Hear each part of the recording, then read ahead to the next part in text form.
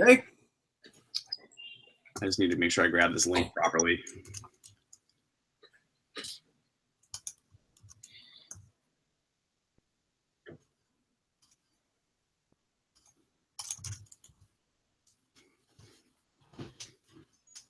Looks like a good turnout. Even maybe more people than RSVP'd. Where do I see the rest of the people? Audience 13. They're lined up at the bottom, yeah. Okay, I'm going to see if this starts. Let's keep our fingers crossed. Okay. Audience 13. The rest of the people. Audience 13. They're lined up at the bottom, yeah. Okay, I'm going to see if this starts. Let's keep our fingers crossed. Hey. Audience 13. The rest of the people. Audience 13. They're lined up at the bottom, yeah. Turn your audio off and open. Let's keep our fingers crossed. Hey.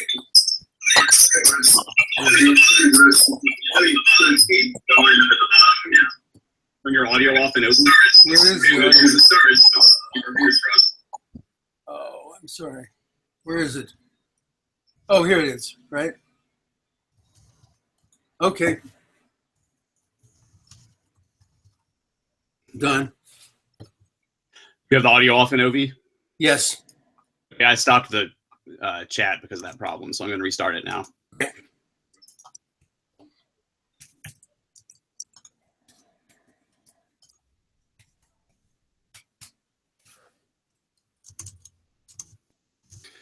Hi, everyone. Sorry for the rough start there.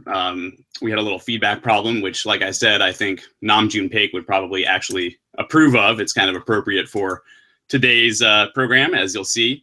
So hi, everyone. Thanks for joining us today. I'm Mike Jansen. I'm digital editor of Current. If you don't know, Current is the trade publication covering public media.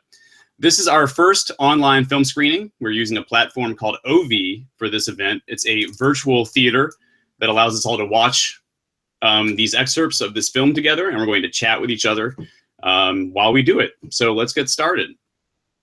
Today we'll be watching a few excerpts from the upcoming documentary Namjoon Paik and TV Lab, Licensed to Create. This film takes a look at the public television station WNET in New York City at a time in the 70s and 80s when there was a kind of hive of artists, very innovative artists and documentary filmmakers who were doing some groundbreaking and experimental work. I think you'll see as we watch these excerpts and discuss the film today that even though you might not have heard of TV Lab before, Namjoon Paik and his colleagues had a really extensive influence on TV, film, documentary, and video art. And I think that their work raises some really interesting questions about public television's role in presenting art and artists to a wider audience. And also, you know, is public television doing today what it should be doing in that regard? I think it raises some interesting questions about that we can talk about. So between the excerpts, we're going to be talking with the film's director, Howard Weinberg. And Howard, thanks for joining us. Thank you, Mike. You're joining us from your home in New York City, is that right? My home office, yes. All right. I'm also at my home office. So we'll be talking with Howard in between the excerpts that we're going to watch here. We have 3 little segments picked out for you. Howard has an extensive background in film and television. He was producer of the Robert McNeil Report. He was the executive producer of Listening to America with Bill Moyers, and he was a producer for the CBS News shows Sunday Morning and 60 Minutes. He's also directed several other documentaries. So we'll be glad to answer any questions you might have, which you can type into the chat box that you see on your screen. You can also use the emoticons under the video player while you're watching and listening. We hope no one cries or gets angry. Maybe being scared is okay. I mean, some of the Namjoon Paik stuff is a little off the wall. And while you're watching, feel free to tweet and link to the screening. If people see you tweeting about it, maybe some more people will pop in. So that would be great too. So we're going to talk more with Howard shortly, but let's watch a few minutes of the opening of the film first.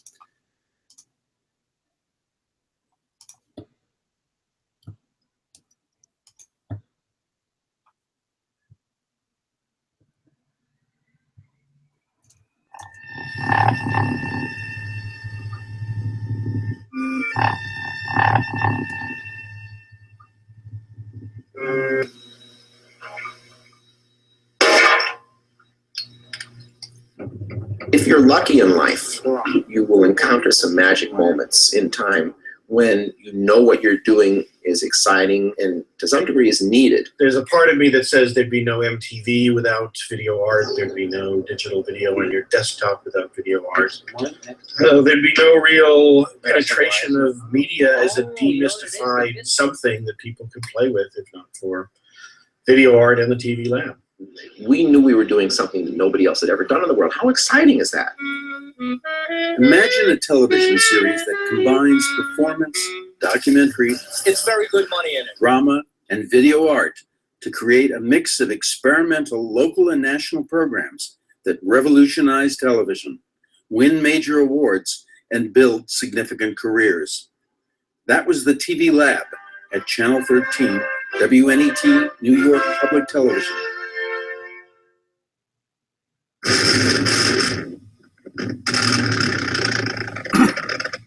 Television today is much more of a commercial medium. The bottom line is much more important than any kind of artistic creation. Sometimes I hope that webcasting will open the door to the kind of creativity that we, and freedom, that we enjoyed, back in the mid-70s.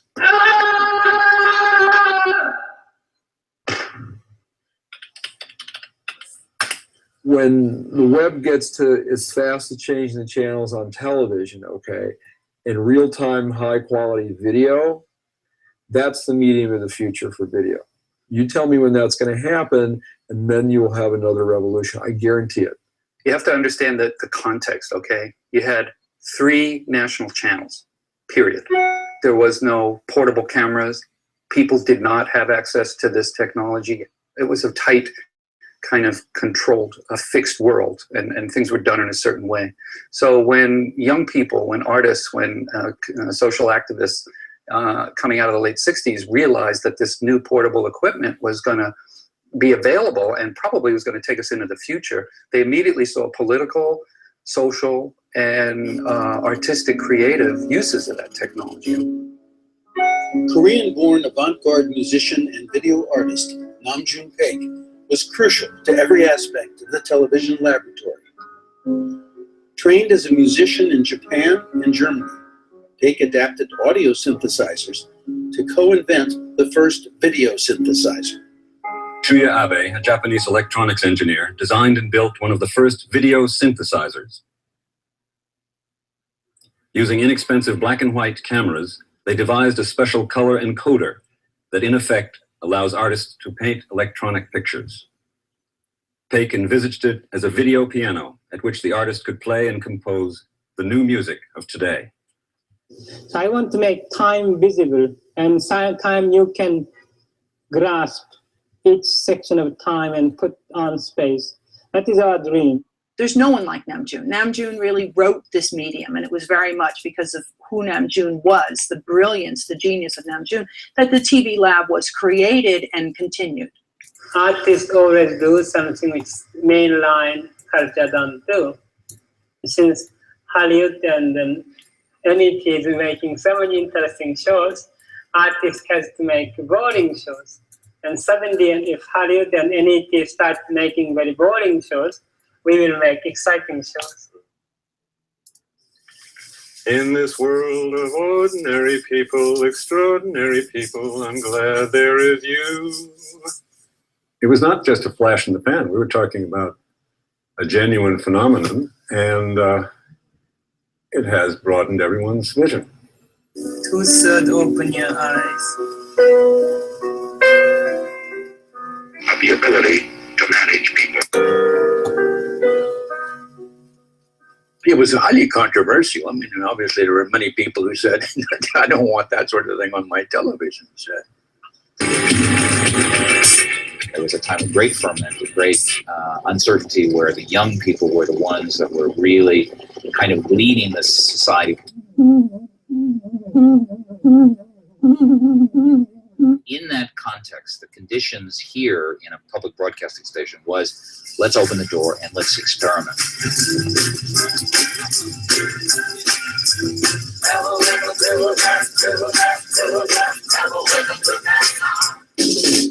Namjoon Paik's Global Groove just set me on fire. It was like, yes, this is it. There's somebody else doing this. There's somebody doing this. Is licensed to create.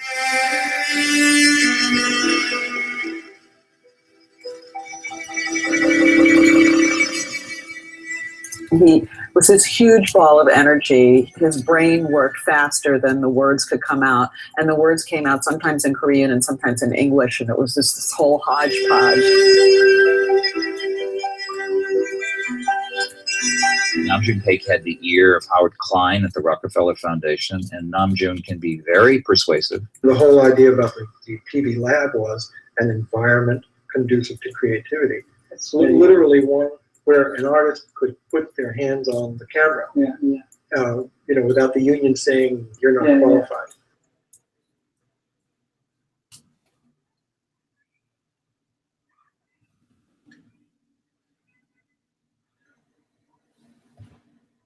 Hello there. Am I supposed to say something? What? Hi, everyone. There's the delay that we just have to deal with the chat. So when we come back, you're going to see us sitting here looking awkward and listening to the video. Do I have to turn up the volume? There's the delay that we just have to deal with chat. So when we come back, you're going to see us. So I think you saw there a good sampling of some of the really innovative and unusual stuff that Namjoon Paik was doing at TV Lab. And now let's talk about it in a little more detail with Howard. Howard, this film has been a while in the making, right? Oh, yes. Very much a while in the making. I mean, I even started this film before I formally started it. And I say that because the previous film that Namjoon Paik asked me to make, Topless Cellist Charlotte Moorman, is playing currently. I'm sorry, we're gonna have to take the chat off for just a sec. 1 sec. Okay. What did I do? I think you have your OVEE video on still, right? The audio on the OVEE video, is it still on? No, I never turned it up. Really? It's down. I was hearing an echo on myself somehow. Should I minimize this? The OVEE thing or not? No. No, you just have to have the volume in OVEE turned down. It was. Okay. So let's try it again. I'm not sure what was happening then. Okay. Sorry about that.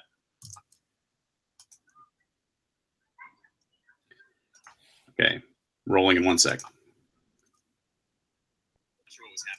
Okay. Great. And we got the tail end of that discussion. Anyway, let's try this again. So Howard, let's start again with your answer. You were saying that this has taken you a while. You've been working on this for some time. When did you start? Well, I started before I started. And I'll explain that because in 1991, Paik invited me to come to his loft and to interview people who had been active in the TV Lab, one of his studios. And I did. And I put those tapes in my closet. Didn't think about it. In the interim, in 1993, 4, 5, I completed the first film that Paik actually asked me to make, which was Topless Cellist Charlotte Moorman. And that is playing currently at an exhibition at NYU's Gray Art Gallery in New York called A Feast of Astonishments. On the lower level, it's in a loop. It's a half-hour film, tribute to this extraordinary colleague and partner and co-impresario of the avant-garde, Charlotte Moorman. And then after that it played and was seen on public television and distributed in festivals and all that, Paik came to me when he said, I'd like to do something about the TV Lab. And of course, I was at Channel 13 during the era of the TV Lab. I would see Paik in the halls. I'd met him in the 60s when I was working at Channel 7 Eyewitness News, or maybe even before. But when he asked me to do this, the new Sony DV cameras had just come out. So I got one, and at that time, I love to say it was the same camera that Al Maisels had. I went out to Los Angeles in 1998, and I interviewed the people I knew. I knew Don Mischer. I had met him before the TV Lab. I was working in Washington for the Public Broadcast Laboratory, another great innovative time in public television. And Don was working at this other place, and he did the most amazing performance programs, and I can go on about that. But and I interviewed Michael Schamberg, who I didn't know, but he was available. He made himself available. Some people didn't make themselves available, and it was only through social media, through the internet, that all of a sudden somebody said, you have to talk to so-and-so, and I will help you get to that person, etc. And so it's been a long time reporting, intermittent things. I made another independent film called Sit at 90 about a 90-year-old actor and comedian who was in every aspect of the show business in the 20th century and into the 21st. And I, did a couple other things. And I taught documentary at NYU and at Columbia, and all of this while trying to complete this. And we had some money early on from Paik, not much, actually less than he'd given me to do the Charlotte film, and some money from the Rockefeller Foundation, and New York State Council on the Arts, which were involved in the early days of funding the TV lab. And then it was just a question of trying to complete it. It wasn't until 2008 when I felt, okay, I could go on, but that's really it was time to lock picture. Right. So I wanted to know a little more about this programming and kind of the context of the time. Before I ask that question, though, I am still hearing audio that is distracting. So could you just close your OVEE screening window, at least until we go back into the second excerpt? I want to see if that fixes this audio problem. I am still hearing audio that is distracting. I reduced it. Should I just close it completely? You can just close the whole tab or window or whatever. Just don't have the OVEE screening open because it's... Okay. I'm wondering if it's the source of that audio. I reduced it. Should I just close it completely? Just close the whole tab or window or whatever. Just don't have the OVEE screening open. And let me know when you're ready. I'm ready. Okay. We'll see if it helps. So I wanted to ask you, sure. Like when during the day, I'm just trying to think, okay, I'm flipping around the TV, WNET, and I come across this stuff. Am I watching at midnight? Am I watching at 2 in the afternoon? Is it a weekday, a weekend? I mean, when was this stuff? It was a lot of different times. Mostly it was about 11 o'clock at night, but a lot of it was prime time. Some of it was early on, before the schedule started. So 6:30, let's say, 6:37. The VTR series was a key concept that David Loxton, TV Lab, came up with to explain, give people a chance to understand a little bit about what they were going to see. And as a matter of fact, when I went over to the Paley Center for an early screening, they said, where did you get that footage? And it's that contemporaneous footage of Michael Schamberg with hair down to here, all these other wonderful things. And John Alpert looking so young. Where did you get that? I said, well, that was from the VTR series, Video Television Review. That was so important. And the series was what, like weekly or? No, well, I think it was about weekly. I'm not quite sure. I would love to pin that down. Mm-hmm. Were other stations airing it, or was it just on WNET? Some stations went the equivalent of today going viral. I mean, when you saw The Lady of Heaven, for example, that was everywhere. That was what, like a science fiction kind of series that came out of this, right? Ursula Le Guin's science fiction, and that was everywhere. And so there were a number of programs. I mean, Twyla Tharp's Making Television Dance. Probably John Alpert's films on Cuba and Vietnam. Honestly, gosh, when you do a film and you don't have a real budget, you're doing too much yourself, and you don't have the research people to pin all these things down. I mean, I'm sure it's a lot of work, yeah. I'll give you an example. One of my sort of great disappointments, but it's a single story. I learned that there was a USIA film At least I read it in some in some TV Lab newsletters, that USIA had covered Paik making Global Groove at Studio 46 near the UN. And I thought, wow, that would be the holy grail if I could get that. And it was listed in the National Archives and whatever it is. But they wouldn't make a copy for you. You would have to hire somebody to go there and make a copy. So I had a friend at CNN in Washington.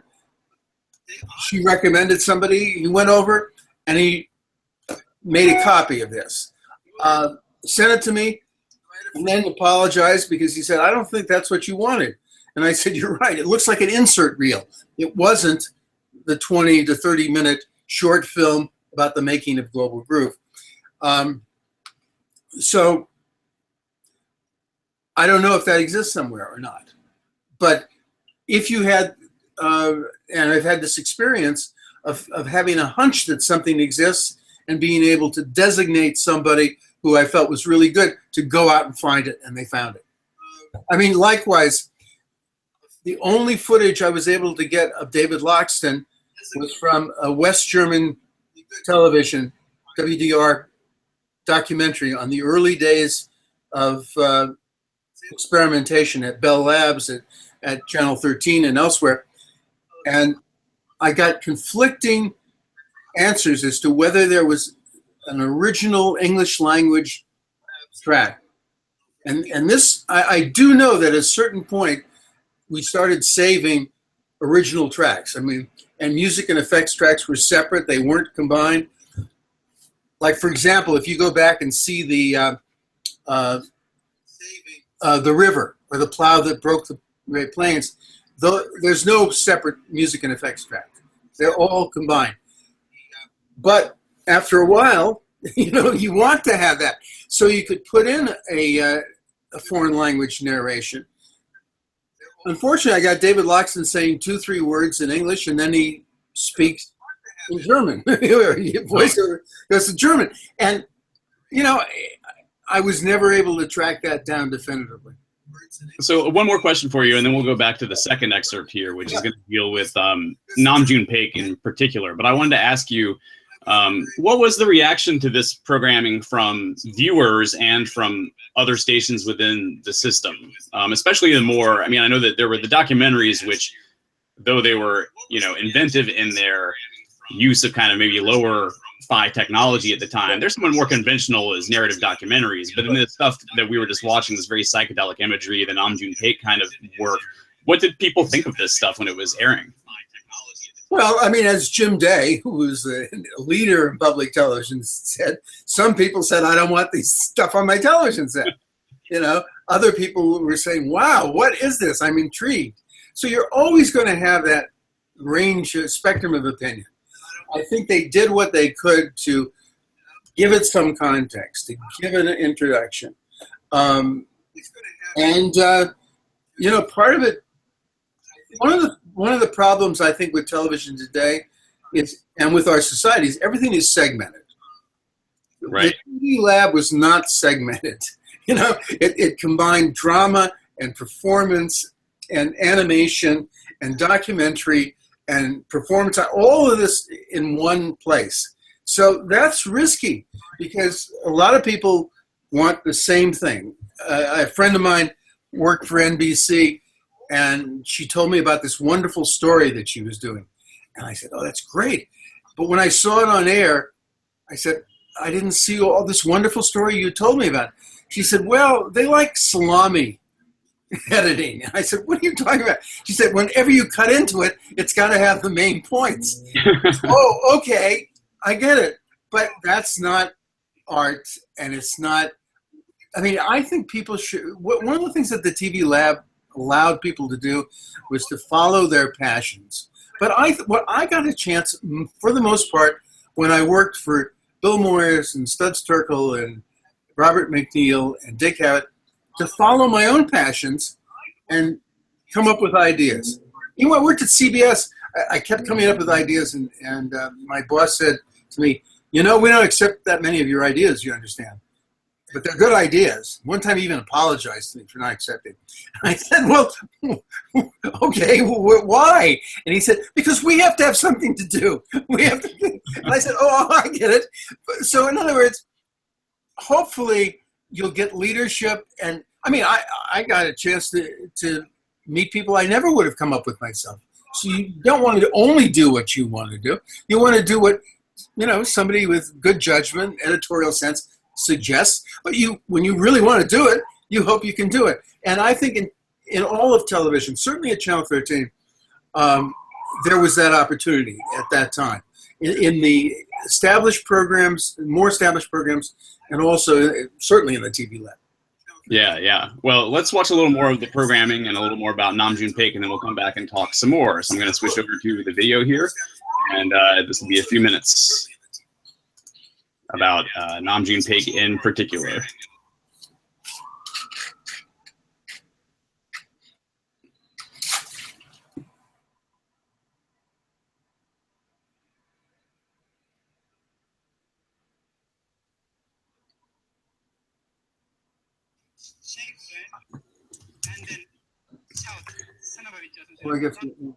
Hey, Howard. Yeah. I think you've got to have some audio coming out somewhere from something besides our chat, because I can't figure out where else. I totally closed it. Are you watching the video now? No, I can't because I closed it. I'll have to go to history and. Do you hear the video now? I hear a little bit of it, so I don't know where that's from. It's got to be coming from somewhere. I mean, well, maybe from yours. No. Well, I tried muting it, and it didn't seem to make a difference. Do you have headphones with a microphone? I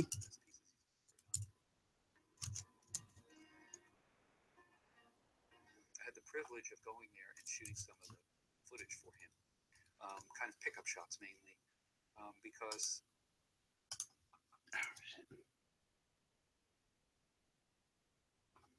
Namjoon, again, the other thing he was an incredible operator. He just saw connections everywhere. He said to Howard Klein at Rockefeller Foundation, he said, hey, I know a young video artist, very, very cheap. His father works for Pan Am Airlines. You don't have to pay the ticket. And you can send him, he only needs a few $100s. He's young. So he sent me off to Guadalcanal.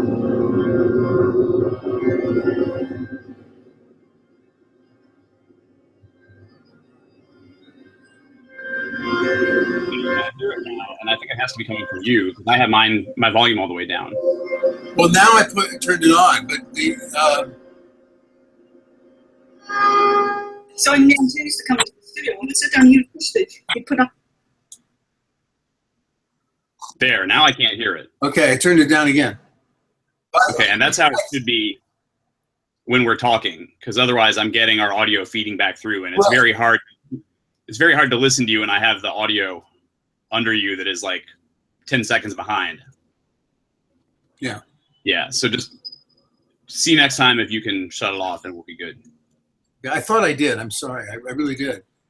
It's all right. Yeah, it's a tricky thing that I wish they'd just given me a little more training on. That it's something you have to look out for. All right. So we have a couple more minutes on this part. Frame shots, 4-frame shots, and he'd feed me giant bowls of ginseng tea and then take me out and feed me steaks.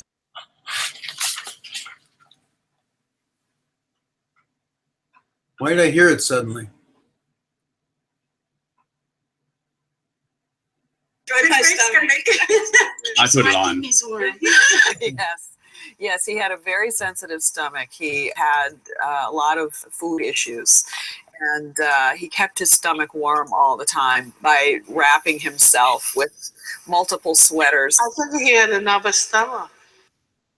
Warm up his stomach, but I think that comes from his nerve, anxiety.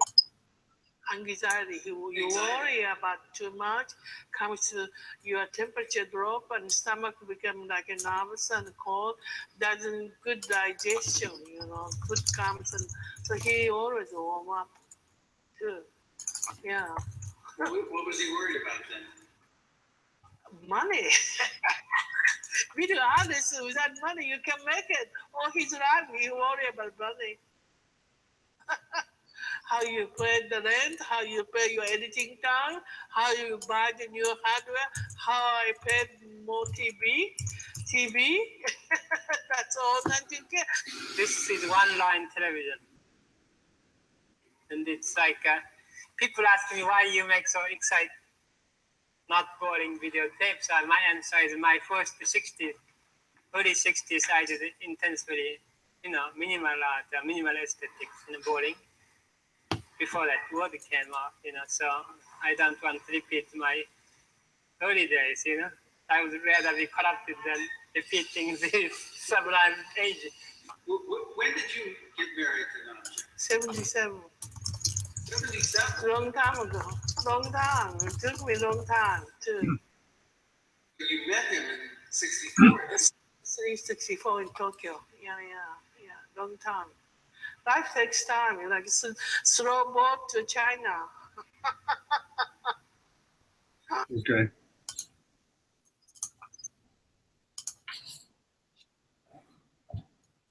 To China. I love that. Slow boat to China. And also I love the Nam June line there. I would rather be corrupted than repeating the sublime. That's just great. He's got some wonderful little maxims throughout the film like that. Let me cut my volume off here. All right. Well, before we go back into talking or before I go back to asking Howard my questions, sure. Let's answer a couple of these questions that we got from people who are watching. One person asked, and this is something I wanted to kind of get at, do young media artists look to public media for exhibition now that they have other outlets? Is public media still a place for media art? I mean, I feel like largely it's not, and I think watching this makes me lament that a little bit. I just don't think there's anything very much like this on the air these days that I know of, at least, except for maybe Art 21, which is a great PBS series that showcases individual contemporary artists. I love it, but it's not actually making art for the video or TV medium. It's presenting artists. Other than that, it just seems to me like there's not a lot of this going on. What do you think, Howard? Well, when I worked at Sunday Morning, and we had 4 or 5 pieces a week about art and culture, and then Larry Tisch came along and saw that Ted Turner was doing things more cheaply, and why were they spending all this money? And they fired a whole bunch of people, and I was one of 215 people that got fired there. I went around looking to see who else covered the arts. And I remember going over to NBC, and they said, oh, yeah, we'll do an art story maybe once a month. And really what has happened, there was a wonderful exhibition at the Jewish Museum in New York about early art and design and television in the 50s and 60s. And Aline Saranen, for example, did this reporting on art. And I think what happens is, despite all the evidence of museum attendance and cultural attendance, people don't think that it makes good television. And maybe because it does require some learning, although I think watching sports requires some learning too, but somehow they think they can grasp that without anything. But there's no competition. There should be.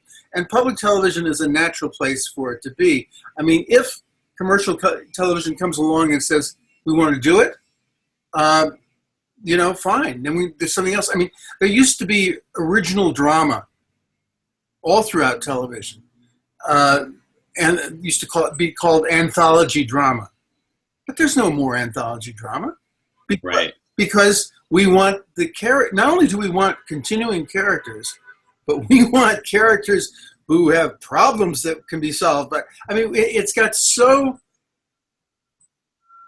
manipulative, I think, in its intent, that it challenges the creative juices of almost everybody who works in it. But it's not, and I don't know why. There's so much that public television could be doing. Just go look at its past and do the same thing for the future, I was thinking that really the only place I've seen similar kind of work to this on television is if you flip around and come across a public access TV station, you sometimes come across some really bizarre stuff, and it's just because it's like one person who's doing what they want to do. It's public access, so no one's going to tell them they can't do it unless it's like getting the station in trouble. You know? Right. And it's like, and money's not really an issue, so there's a kind of freedom there, which I do wish I saw more of on public television. So that's a good question. And also I wanted to get to one more here. Also, it's from my boss, Julie. So, you know, if I missed it, I'd be in trouble. Take it. Yeah. Were all of the filmmakers who contributed to TV Lab compensated for their work? It's a good question. I mean, you know? The great thing about the compensation, I mean, to me, this says it all about where we are today and where we were then. There's a wonderful story in Nam June Paik and TV Lab License to Create, where Bill Miles, the late Bill Miles, who did a 4-hour series called I Remember Harlem. And Kathy Klein helps tell the story, and he tells the story that he realized his subject matter was bigger than an hour or 2-hour documentary. So he went to Loxton and Kathy Klein, and he said, I need more time. And they gave them 2 more hours. And they raised the money. So there was a supportive arm, basically the program that said, we believe in you, we will go out and raise money. Now everything is put on the filmmaker. The filmmaker has to go out and raise the money, and then the public television station takes a cut of it, sometimes too much of a cut. Anywhere from, in my own experience, from 40% to 5%. And 5% to communicate with the rest of the station seems somewhat reasonable. 40% seems like you're bilking the filmmaker. And anyway, I just think that I don't have a total analysis of it. Part of it is that nonprofit agencies tried to expand their own bureaucracy. So at that time at Channel 13, when I was working from like 73 to 80, there was Behind the Lines press show, Women Alive, Soul, Black Journal, as well as all the other regular. So the target audiences were being served, general audiences were being served. It was, there were like maybe 40 or 50 producers on staff. Wow. And we had controls. I mean, I remember when I first worked for Bill Morrison, the very first show I did, which was called The Oregon Attitude, about pioneering environmental attitudes in Oregon. I had to give up an associate producer or a lighting guy, because I had to have 2 complete filmmakers, a sound man and a cameraman who could do everything. And at that time, it was much harder than it is today. In order to get an extra day, so we had a budget. Normally we did 5 days. I needed 6 because of the transportation just to get around Oregon. So that ability to sort of support the artist, to support the filmmaker, the journalist, the creative person, within limits. It's not an open book. I even had the same thing at CBS, where there was one story that I was asked to do in West Virginia, and I came up to her and I said, getting from one part to the other, they wanted me to do 2 stories at once because it looked close. It wasn't. I said, it's going to take more time than you think. I'm not going to, do this easily. And, but I mean, one of my innovations, when Moyers left in '74, I was asked to create a series with Studs Terkel, and then also with George Will, Maya Angelou, and Doris Kearns, her first time in television. Very few people know about that. And I said, well, how can we do this half-hour documentary series more cheaply? Well, we can do it if we have the unity of person, and we do profiles. So we could do profiles in 2 to 3 days, mostly. That would take 5 to 6 days to do documentary reports on a subject. But I just said, let's link the person with the subject. Right. We did. So I did Maggie Kuhn of the Grey Panthers, and that footage later wound up in a wonderful documentary about her. That was like 20 years later. So, you know, WNET, you know, it was and it still is a large producing station. I mean, obviously has you know, good resources. It produces national programming still.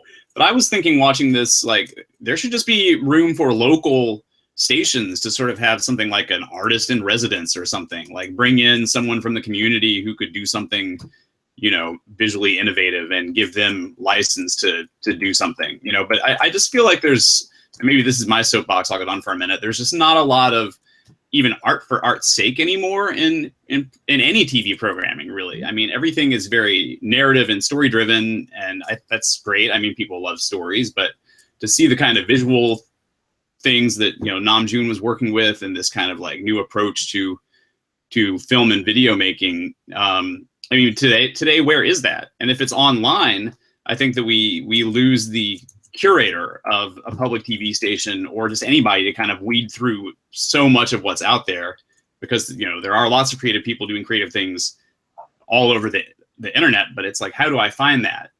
If I know that I like this kind of work, but I don't necessarily know where to go, who is my guide? So I just feel like that's a little bit of what's missing now. And why when watching this, I really loved seeing this footage, and was also just interested to talk to you more about it. Well, I agree with you totally with what you're saying. I think one of the aspects is, you know, I did films that got anti-redlining legislation passed in the state of Illinois. I was able to do a film about garbage in New York that saved an area in the Bronx from becoming a landfill. I got 35 kids adopted in Milwaukee by doing a documentary on foster care. Nobody asked me what the social impact of my documentary was going to be. You know, there's this predetermination. Nobody wants to do something unless it's pre-sold. So all documentary filmmakers, not everybody, but a lot of them are being forced to come up with social impact before they get funding.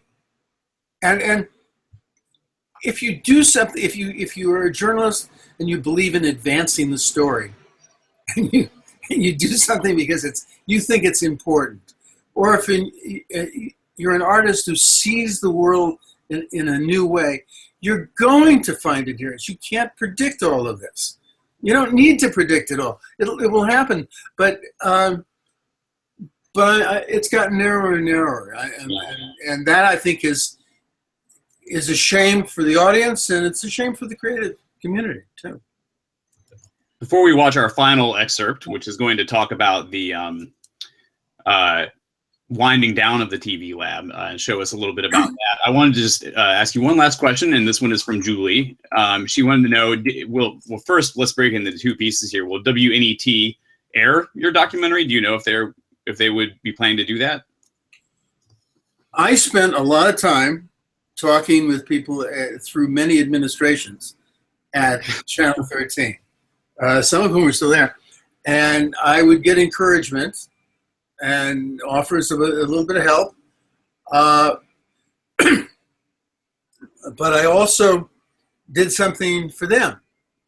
And I'll go back to it. I arranged for NYU students who were in the MEAP program, the Moving Image Preservation Program, really important thing that's happened.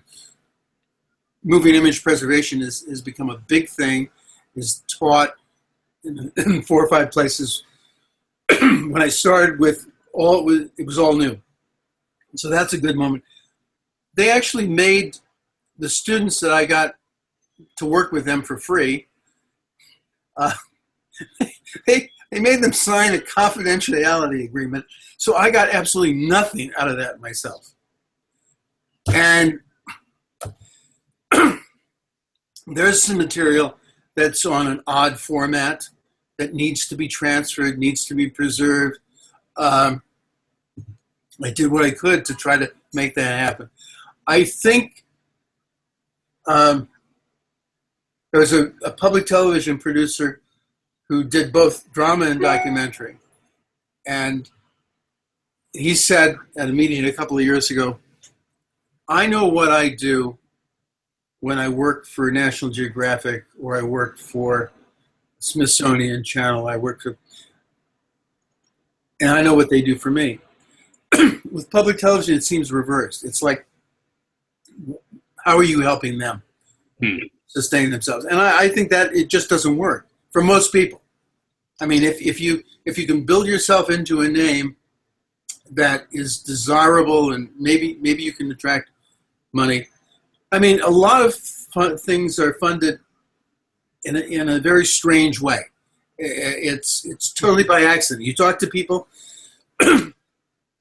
Well, I was on an airplane, and the guy sitting next to me said he was really interested in what I was doing and could help me.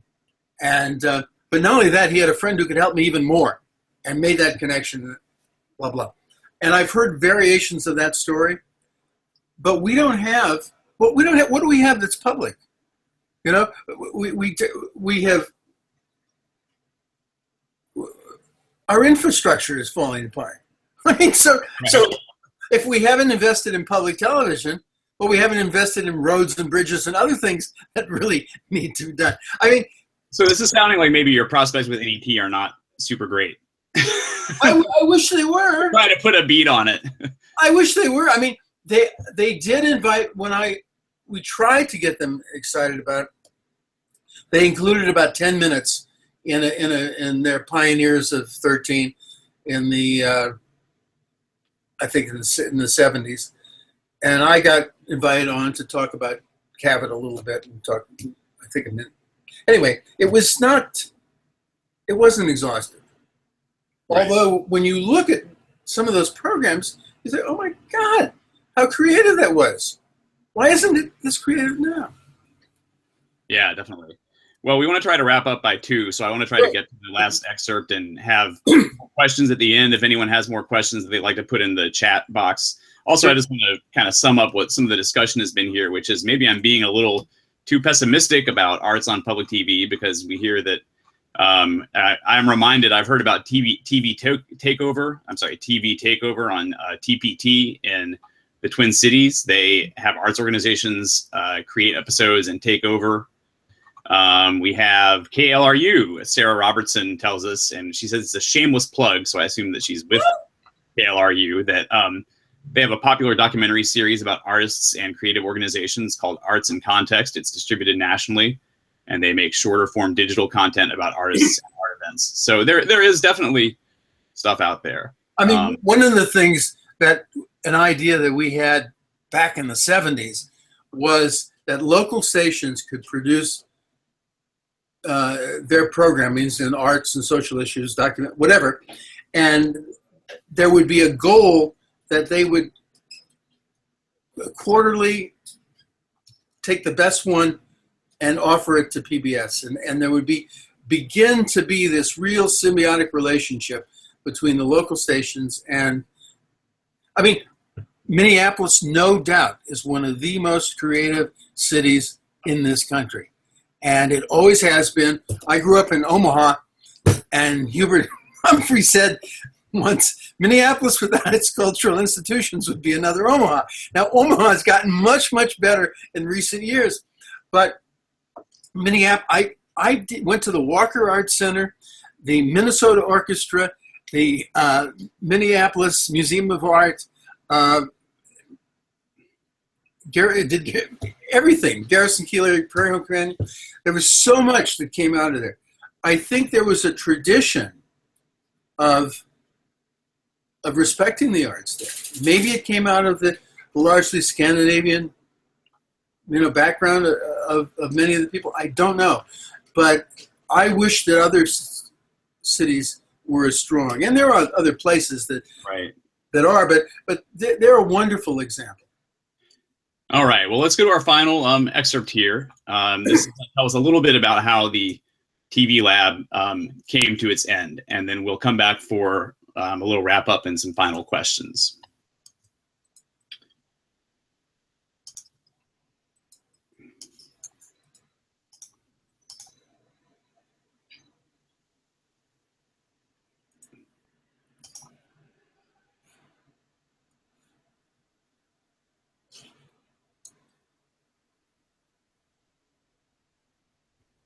What the TV lab was great opportunities for creative people to make work and to distribute it. It was also a place for artists to bump into each other, for creative, like-minded people to come together, for television broadcasters from within WNET and the public system to be in regular conversation with serious documentarians and artists. We as artists were very present also at Input, the International Public Television Conference for a number of years. And to be a part of that dialogue throughout the world was very significant at the time. The lab was safe at NET so long as it wasn't in space that anybody else wanted, right? Mm-hmm. So in a sense it had to be in sort of not high rent space, the lab. Because the station never valued it. The station never fully understood what it had. I remember it being looked down upon so much. Everybody at the station treated the TV lab like it was kind of the armpit of New York. Because they were working budget. Talk about low budget. We were using illegal personnel. We were, everything was still being shot on film or 2-inch tape, and it was. It's just. Even Nanjun too, he couldn't make a living in New York, and he had to go to Europe for teaching. Academy in Düsseldorf. They invited Nanjun to come over to teach. That was 1977 after Documenta. And like that, I said, Nanjun, now you do art. I said, Nanjun, now you do video art. Focus museum and the gallery like I'm doing. I'm happy TV lab closed. I said, finally he can do video art. The Whitney Museum honored Namjoon Paik with the first ever museum retrospective for a video artist in 1982. The exhibition traveled to the Museum of Contemporary Art in Chicago. I, quote, took a sabbatical from the TV lab and WNET and never came back. What year? That was 1981. 1984 is when the TV lab actually officially ceased existing. Good morning, Mr. Orwell. Bonjour, Monsieur Orwell. Paik turned to satellite broadcasting and created the first of 3 global gatherings. Good Morning, Mr. Orwell, on January 1st, 1984. New York, from San Francisco, and the Pompidou Center in Paris. And when the TV lab finally had all the air sucked out of it, it was such a tragic time. Without telling us, CPB pulled out its funding and gave it to Frontline. And as I said, maybe it was the time because a lot of stations were nervous about accepting the productions that we offered because, in fact, they were the independent vision. They were not the controlled PBS entity. Almost never again has there been such a free-form series that combines so many different elements. I think that more than anything shows how brave David was and also what a quagmire American TV is. I didn't realize how beloved David Loxton was till I went to his funeral service, and the church was packed. I mean, it was clear that he did a lot for a lot of people, and they all remembered it. And David used to come up and say, "Do you have anything else in mind?" And that was the first for me. Nobody else says that. "Do you have anything else in mind?"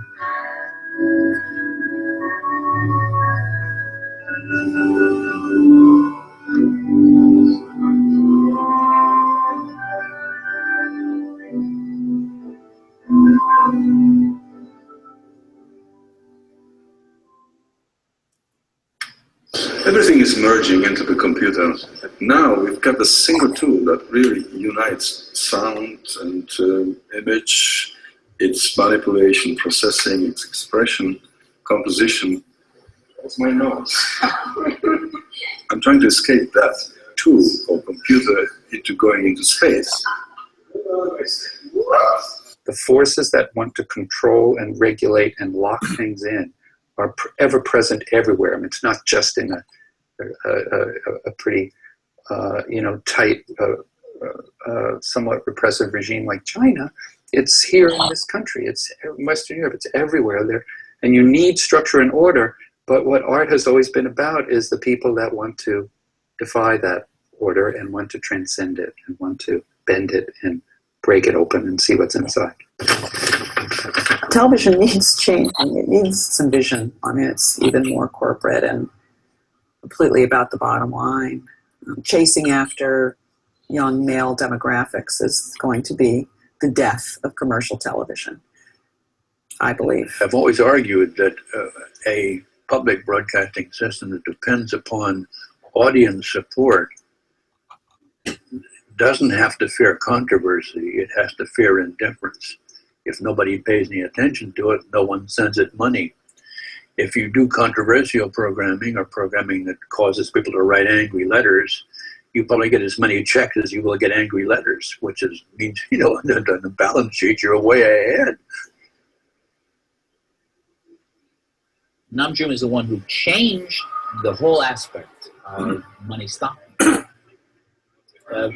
Because it became clear to him that putting money constantly into WGBH or into WNET was no longer necessary. The tools, the equipment, and the spread of the movement had grown so big that he recommended to the Rockefeller Foundation that maybe not the way to go. Just support the artist. Okay.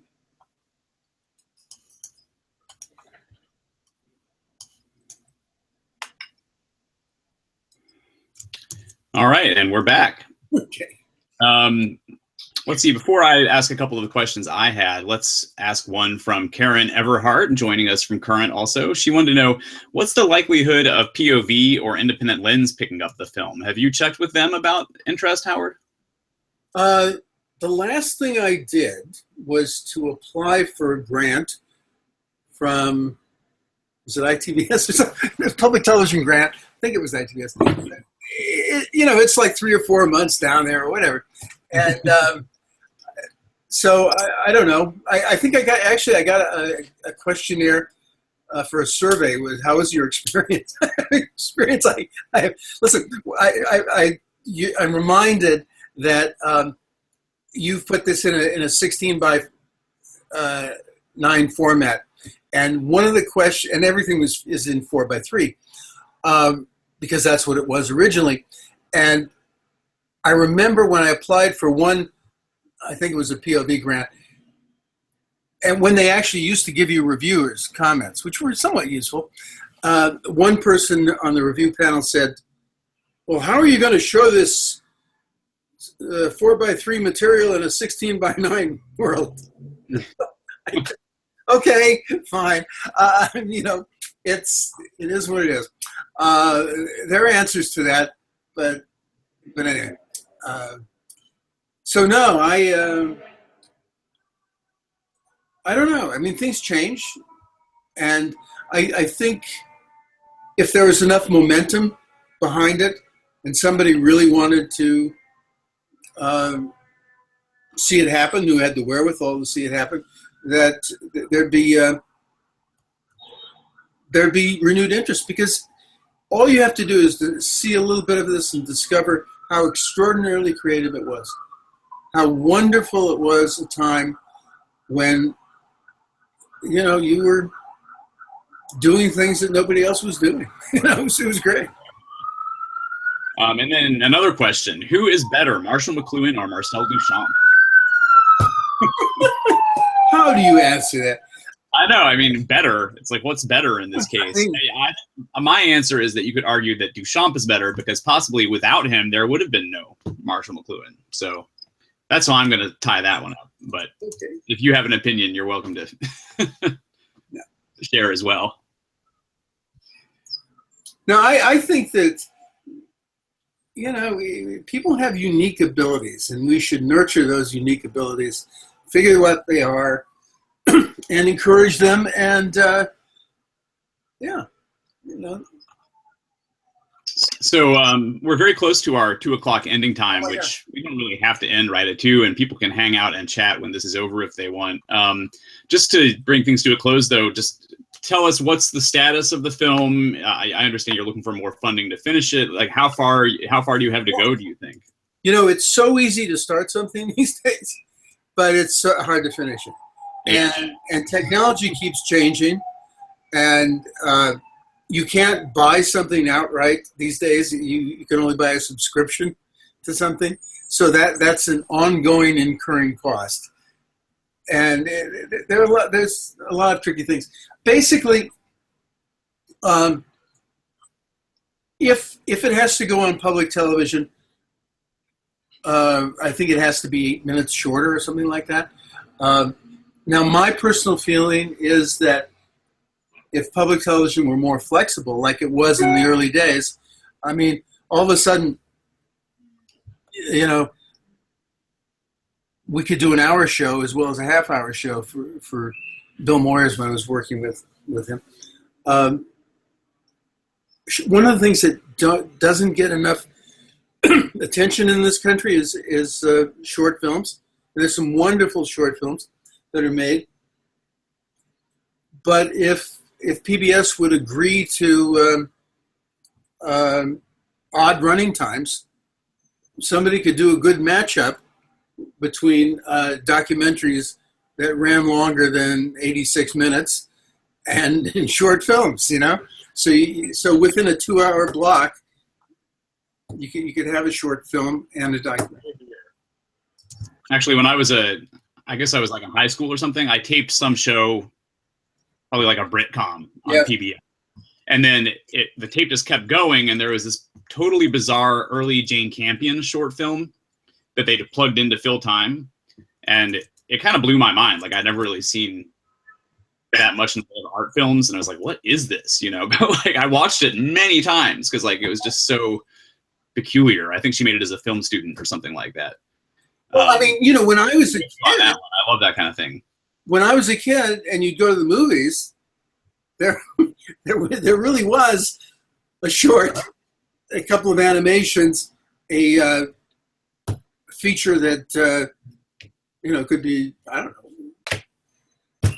And then there was a double feature as well. So there was a kind of, it wasn't like how much can we squeeze in, and I don't know. Anyway, this is the cultural problem of the country. How do we avoid another sequel to Batman and fund all sorts of creative people who want to do something more interesting?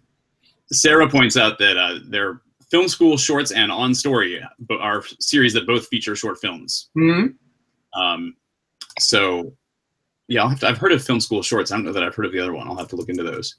But I think that's a good place to leave it. I just want to thank you, Howard, so much for joining us, for bearing through the technical issues with our first-time OVEE broadcast here. And thanks to everyone for joining us. It's been really great. A lot of good chat and questions.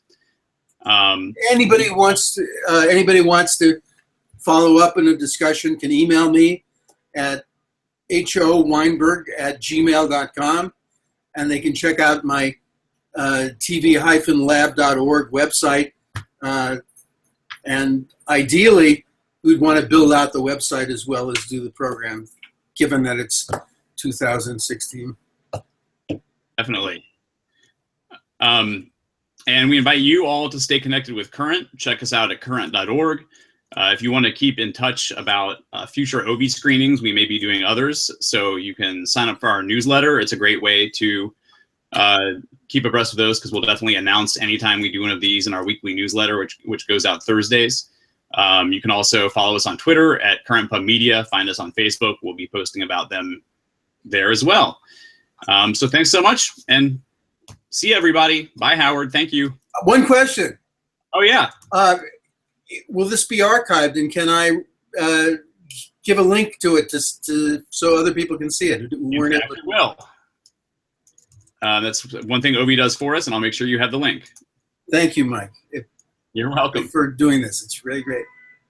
You bet. Yeah, it's been a good time. Talk to y'all later. Thank you. Bye. Bye-bye. Bye-bye. All right, well, that was good. Yeah. Got about 22 people, most. It was good.